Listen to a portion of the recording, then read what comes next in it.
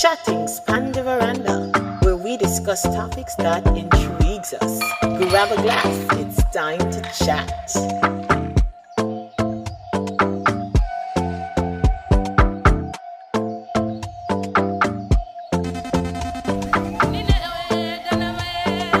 Chattingzpan Divaranda.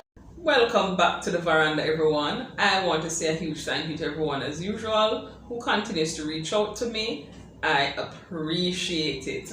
So tonight on the veranda, we'll be chatting about some persons who just need to cut off. Why do we continue to give people more chances than they deserve? We need to stop giving people in our lives more chances than they deserve.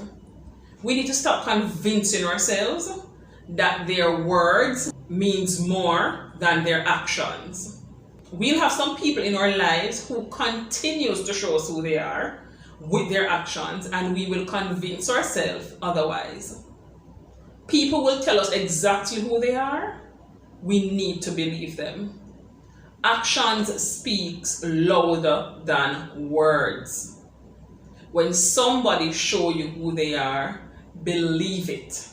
And my dad used to say, believe it the first time. When somebody does something and say something else, I tend to go with what they did. What they say is usually who they want to be or who they want to convince you that they are. Don't get me wrong. People do change. People can change. Mistakes are lessons. You should want to learn from them. However, people change when, first of all, they see that they have a problem, they accept the problem, and they see a need to change it. Usually, people can encourage others to change, but most of the time, that is a personal journey. Somebody has to want to change. You cannot convince them enough. No one can convince them enough. Sometimes people convince themselves, oh, maybe I just, especially in a relationship, for example, you will convince yourself that if you do more or less of something, the person will change. Or maybe you're not the right woman for that person or the right man for that woman. It's not always true. The right person for somebody is themselves. The only right person that can allow somebody to change is themselves. They first have to accept that there's a problem and want to do better on their own, to do the necessary work to continuously do something other than what they're used to doing. And I'm not talking about apologies, because nothing is more offensive than apology without changed behavior. The best way to apologize is with changed behavior. But the best way to apologize in the moment is not only saying you're sorry, but have a course of action, have a solution. When you were young and you misbehave, what your parents usually say you're to say? I am sorry and I won't do it again. You see those last words there? Very important. The and I won't do it again is a solution. Sometimes people apologize and don't know what they're apologizing for. So when you apologize, be specific about what you're apologizing about and tell me the course of action so I can know that you understand what you did and what you're going to do different. Because if you just apologize and have no plans of doing anything different, you'll apologize and continue to do the same thing. And repeat behavior that you have to apologize about is borderline abuse. After a certain amount of time apologizing about the same thing, to me it feels like abuse. It means you are continuing to hurt somebody and you keep doing it over and again and think it's okay, it's justified with a I'm sorry. Please be careful of people who continues to hurt you and is comfortable with just saying I'm sorry and think that should suffice. You have the right and the power to not accept repeat offensive behavior or abuse. You should set your boundaries, state your boundaries, and state the consequences of crossing those boundaries. And when they're crossed or disregarded, please apply the consequences. You don't ever want to be called bluff. When you say you're going to do something, I know sometimes it's so hard, especially when it has to do with a loved one. It is very hard when you say, listen, if you do that again, I'm going to have to ask you not to come around me anymore, or whatever your boundary is, or whatever the consequence is. I know it can be hard, but if you also continue to set boundaries and overlook it and give them a chance, you are now becoming an enabler. You have to set your boundaries, stick to them, and apply them. After some number of times of going through the whole process, they did something, you set the boundary, and then they do it again, and you set the boundary and you apply the consequences. Sometimes people get used to a pattern, and you have persons who will take the 1 week break or the 2 weeks break, and as hard as it is to take that break sometimes for some persons, they will still come back and do it again. They're falling into a pattern. They know that, she just going to be angry for a couple of days and don't talk to me for a couple of days, and then we'll just be right back to square one. After a certain amount of time of applying the consequences, you must have an ultimate. And ultimately, it should be to reduce or deny direct access to you. Because I firmly believe that a person who wants to be in your life does not do things that won't allow them to be in your life. You have some persons, some very dangerous persons, they're cowards and they're spineless. And as sick and twisted as it sounds, you have some people who will dislike you, but will do any and everything to stay in your life. It's the very behavior called keeping your enemies closer. They don't like you, but they want to keep you close. Many times it is to have access to your every move. It is also sometimes to update your enemies or your other enemies. And it is sometimes to know your plans so they can keep one step ahead. Or they can know exactly what to tear down, exactly what to lego them heavy negative tongue on. I'm sure one way or another, many of us have had people in our lives who just tries to discourage our every move, everything that we do, or plant a seed of doubt in your mind. You have some people who even pretend to care, and they pretend to encourage us. But the first sight or the first opportunity to tell us, me didn't know, or girl, that not go work, or bro, that not go work. First opportunity they get, they make use of it. Dangerous people. Many of them are secret enemies. Not to mention the so-called friends who love to run jokes at the expense of you. I remember one time when I was growing up, I was playing with a peer, and I didn't like something, and I remember an adult was there. No, my dad saw that I was uncomfortable in the situation, and the adult was saying, "Chama, let us play them a play," and I'll never forget it. My dad said, "Listen, when I play, I like to have fun. If I'm crying or uncomfortable, I'm not having fun. So it simply means I'm not playing. And when people are playing, usually it's a two-way thing. So don't play with my child if that's how you play, or that's how you teach your child to play. If your child plays and is only them alone happy, don't play with my child." It's the same thing. For me, I have some people who love to run joke with you, and deep down in them heart, they mean it. Every joke they want to run, it has to be ridiculing you or belittling you. And then them talk about is your friend, and Lord, you can't run joke. Lord, I just joke me and make. I do not entertain people in my life who the only way them can have fun is to be laughing at me. I don't like it. I don't know how many persons understand what I'm talking about. You have some people who love to run joke at your expense. always want to call down crowd. Think, look man, I'm saying, and you must be the center of attention in a negative way. And then they laugh it off and say they're just running joke or it's just play them. I don't run joke like that. I don't want no friend that don't get me wrong.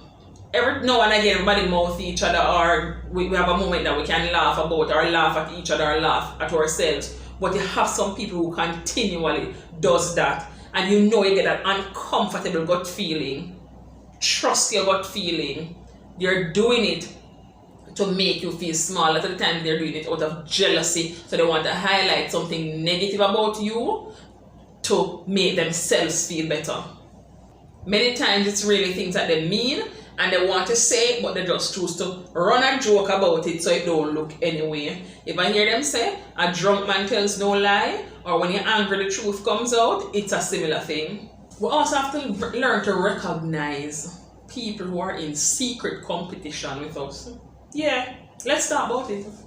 You have some people around you who are competing with you in a negative way. Because, be honest, all of us look up to somebody, emulate somebody, and is inspired by somebody. It's a different thing that they're in some negative, bad mind, secret competition with the people around you.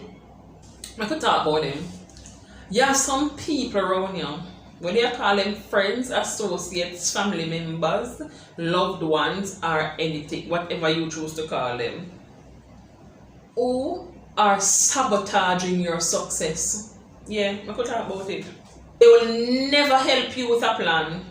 They discourage you. Whenever you fail, sometimes they literally have a smirk on their faces. They literally will smile or laugh at your misery. And then joke it off with, Lord God, if you take bad things, make joke. It's true enough. I see straight through it. Some of them really want to laugh. I've had that before. I've had an associate whom always tend to find pleasure in my misery. Always pretending to care, but why am I not like, no sir. Me have to take bad things, make joke. Them glad. A lot of the times, they're glad. Many times, those same friends, they don't celebrate you. Or their criticisms, negative comments, and ridicules are always louder than the celebration of you. The celebration. Some of them hardly ever or never tells you congratulations. Let me tell you, you're not reading too deep into it. You're not. If you have a friend around you or a loved one, they should want to celebrate you. When my friends and loved ones win, it feels like a win for me. I go on up with myself. I clap and go on and celebrate. Yeah, happy for them. That is the mood I want. You have some people who, when you win, them silent. But make something bad happen to you. Them loud and talk loud with the criticism and the ridicule and yeah, girl, no. But when none happen, them not clap. Silent. Be careful of them. Don't deny yourself of your natural intuition. Energy is real. When you pick up something in your gut, believe it. Sometimes the spirit tell you. And you're brushing it off and you're like, Lord, maybe I read too much in it, man. No, sir. Because she clap, you know. She clap, but maybe she not clapping so loud or... No. Don't justify it. Don't justify it. Cut ties. Stop keeping them around. Why want them? Eventually it becomes so unhealthy. Eventually it will make you uncomfortable. Cut it early. Stop wasting time. You can't get back money. You can't get back anything, but you cannot get back time. Sometimes if you should add up time wasted, it's years of time you waste on people who didn't deserve it. So when you pick it up early, cut it off early. The older you get, I think it's almost natural that the older you get, it's like the circle becomes smaller because eventually it starts not being so much about quantity but quality. Trust me, time and season will sieve out your circle. After a while, this whole heap of friends, this whole heap of people you try to please, this whole heap of people where you want to get validation from, eventually you should outgrow that. And if you're not outgrowing it, something is wrong. People should come and say, boy, you change. And it should be in a positive way. If you come see me today, and I'm doing the same thing that I was doing in my teens, I'm stagnant, or I'm regressing. I should be progressing.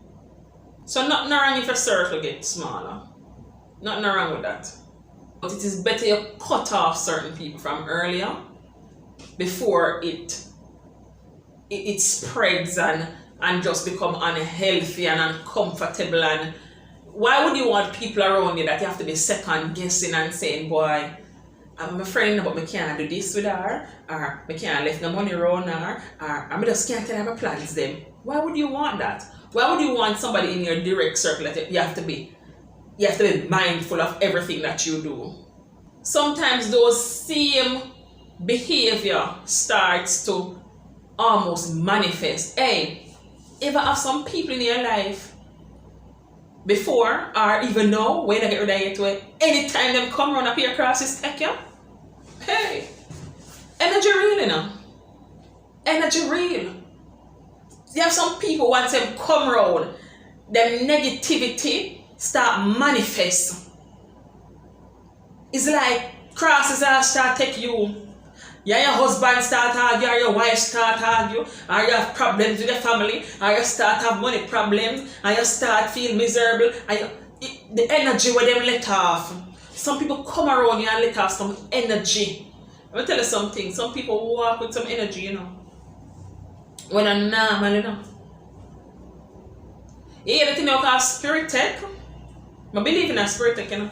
Let me tell you something. And it's not superstition, because I'm not a superstitious person, but I believe in a spirit tech. The other day my sister said to me, Zena, do you believe in love at first sight? And I said, yes, I do. It hasn't ever happened to me, but I do believe in love at first sight. And I said, really, why? I said, because somebody can come around me and I don't like them same time. My spirit not take them same time, and it always eventually works out. And I'm saying, hey, that's how my spirit never take her, you know? So if I can come around you and immediately know that we not gonna mesh, I think I can go around somebody and know that, yeah man, you're the person, yeah. See you, me, I'll get along, I like you. So for me, because I'm a very intuitive person, I can come around you, you don't even talk, you don't even have to say a word.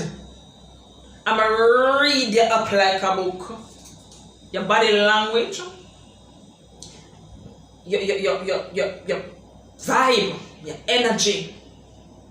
And I can know say, see now, you're too old for them things here. You don't want this in your life. Me will run, you know. Yeah, man. Yeah, I am that friend where if my friends are associates, I'm gonna bring anybody around and meet them have to tell them.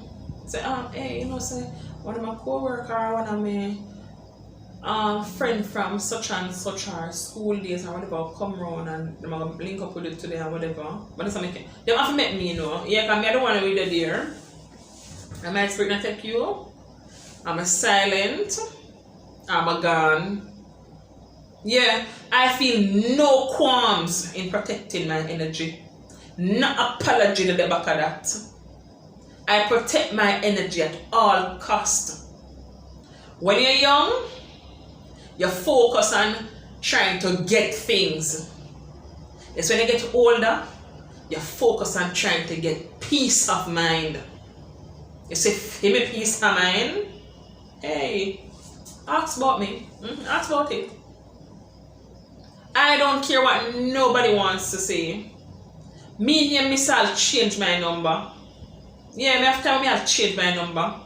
I'm gonna send a message, new number. That's how me drop it. Sometimes I'll go to my phone and I'll see some status pop up. I just delete all the number. I say, listen now, I protect my peace at all costs. Yeah man, I don't ram for cut. I don't visit nobody wants to say me cut.